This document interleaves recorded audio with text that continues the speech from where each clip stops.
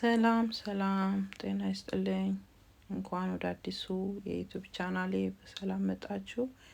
የተወደዳችሁ ቤተሰቦቼ በዚህ ቻናል ላይ ሁልጊዜም አዳዲስ ልብ የሚነኩ አስተማሪና ጥልቅ ስሜት ያላቸው የትርጉም ድራማዎችን በትረካ መልክ ወደ እናንተ አደርሳለሁ።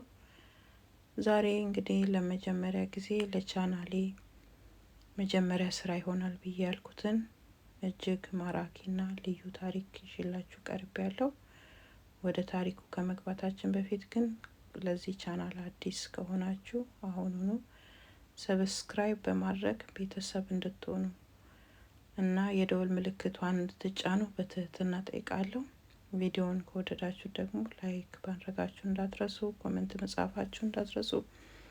አሁን እንግዲህ ቀጥታ ወደ ዛሬው አስደናቂ ታሪክ ወደ ትንሽ የፀሐይ ብርሃን መግቢያ እንሸጋገር። አብራችሁኝ ቆዩ የተወደዳችሁ ቤተሰቦች እና ይህንን አዲስ ይዤላችሁ የመጣሁትን የትርጉም ድራማ እንደምትወዱት ተስፋ አደርጋለሁ። ወደ መጀመሪያ ክፍል ሳሰራግራችሁ መጀመሪያ ክፍል ሳይሆን ዛሬ መግቢያውን ነው ይዤላችሁ የመጣሁት እና ይህ ትንሽ ፀሐይ ብርሃን እንግዲህ አንዳንዴ ህይወት ሙሉ ለሙሉ የጨለመችና ተስፋ የሌላት ትመስለናለች ወገኖቼ። ነገር ግን በዚህ ጥቅጥቅ ያለ ጨለማ ውስጥ ደግሞ ብርሃን እንዳለ፣ ትንሽ የብርሃን ጨረር እንዳለ፣ የፀሐይ ብርሃን እንዳለ እንደሚፈነጥቅ የሚናገር ድራማ ነው እና ይህን ትርጉም ድራማ በትረካ መልክ ይዤላችሁ ቀርባለሁ። ከዛሬ በኋላ እንድትከታተሉኝ እያልኩ በትህትና ጠይቃችኋለሁ እና ይህ ዛሬ ሙሉ ስሜታችሁን የሚማርክ ልብ የሚነካና እውነተኛ ህይወት ገጽታን የሚያሳይ አዲስ የትርጉም ድራማ ነው። እንዳልኳችሁ በትረካ መልክ ነው ይዤላችሁ የምቀርበው። ስለዚህ እንድትከታተሉት እፈልጋለሁ እና ድራማው ያው ታሪኩ የሚጀምረው በአንድ አስደንጋጭ መርዶ ነው። አስደንጋጭ መርዶ በቤተሰብ ውስጥ የተደረገ አስደንጋጭ መርዶ ነው። እዛ ድራማ ውስጥ እንዳያችሁት ከፎቶ ከመጀመሪያው ከለቀኩት ላይ እንዳያችሁት ከመግቢያው ላይ የ5 አመት ሴት ልጅ አለች። ባሏ የሞተባት ሴት አለች። እንደገና ደግሞ ወዳጇ የሞተባት ሴት አለች። ወዳጇ የሞተባት ሴት የሴት ልጇ እናት ነችና ሌላ ደግሞ አራተኛው ደግሞ ወንድ አለ እና እንግዲህ የአንደኛዋ ሴት ህይወት አጋር ሞቷል።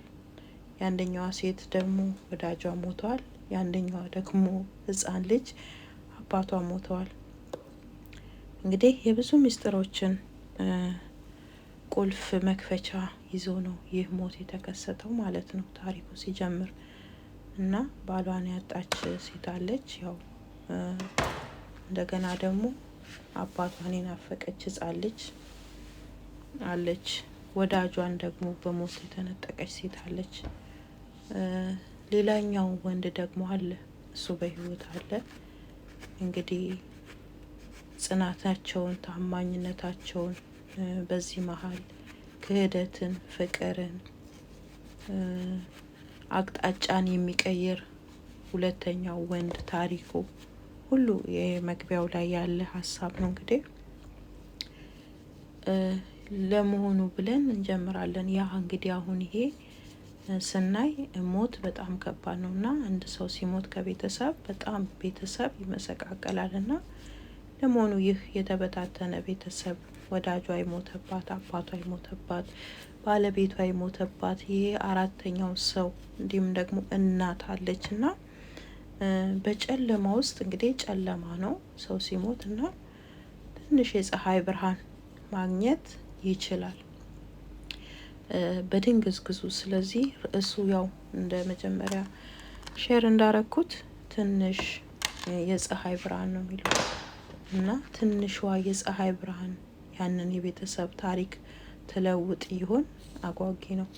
እስከ መጨረሻው አብራችሁን ቆዩ እንግዲህ እና ይህንን ታሪክ ለማወቅ ትንሽ የፀሐይ ብርሃን ልብ የሚነካ ነው። እንጠብቀዋለን። በውስጡ ምንድነው ይሄ ሰውዬ ከሞተ በኋላ በውስጡ በዛ ታሪክ ውስጥ ምን እንደሚከሰተው ትንሿ የፀሐይ ብርሃን ትርጉም ታመጣለች ወይ? ልባቸው ላይ ታሪክ በቤታቸው ውስጥ ታሪክ ትቀይራለች ወይ? ትንሿ የፀሐይ ብርሃን ለእነዚህ ቤተሰቦች ምን ይዛ ነው የምትመጣው? ባሏ ለሞተባት ሴት፣ እንዲሁም ደግሞ ወዳጇ ለሞተባት፣ አባቷ ለሞተባት፣ እንዲሁም ደግሞ ለአራተኛው ወንድ ምን ይዘው ነው የሚመጡት?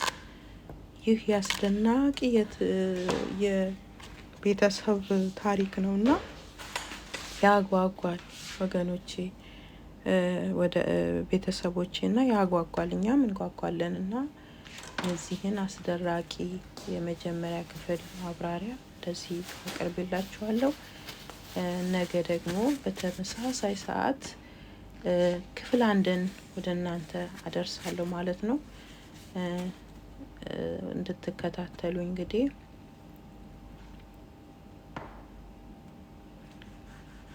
ኦኬ።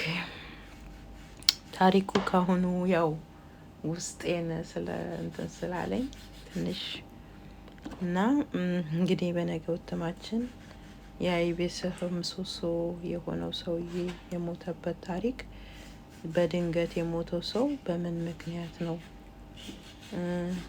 እና ባለቤቱስ የምትሰማው ይህ አስደንጋጭ መርዶ ወደ ምን ይመራታል?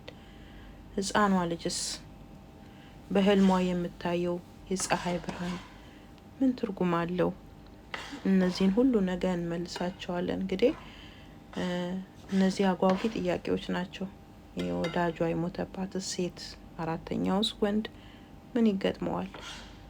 እነዚህን ሁሉ በክፍል አንድ ውስጥ እንግዲህ መልሱን ለማግኘት እንሞክራለን ማለት ነው በጋራ። ቻናሉን ሰብስክራይብ ማድረግ እንዳትረሱ፣ የደወል ምልክቷንም ተጫኑ። ቪዲዮን ከወደዳችሁ ደግሞ ላይክ ማድረጋችሁንም እንዳትረሱ። አብረን ተጋግዘን እንለወጣለን። ሀገራችንን ሁሉ ሰላም ያደርግልን።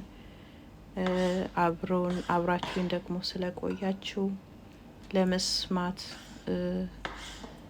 በፍቅር ምንም ሳያስገድዳችሁ በፍቅር ስለተገኛችሁ ለመስማት ለመከታተል እዚህ በመገኘት አብራችሁን ለቆያችሁ ሁሉ ምስጋና አቀርባለሁ። እግዚአብሔር ይመስገን በነገር ሁሉ ያገዘን። አብረን ብዙ ነገር እንሰራለን። ምክንያቱም አንድ ሰው ስራውን መስራት ብቻ በቂ አይደለም። ታሪክን ስናዘጋጅ ታሪኩን የሚከታተል ሰው ከሌለ በራሱ ምንም እንትን የለውም። ስለዚህ ይህንን ታሪክ እኔ ሳቀርብ እየተከታተላችሁን አብረን እንቀጥላለን። አመሰግናለሁ።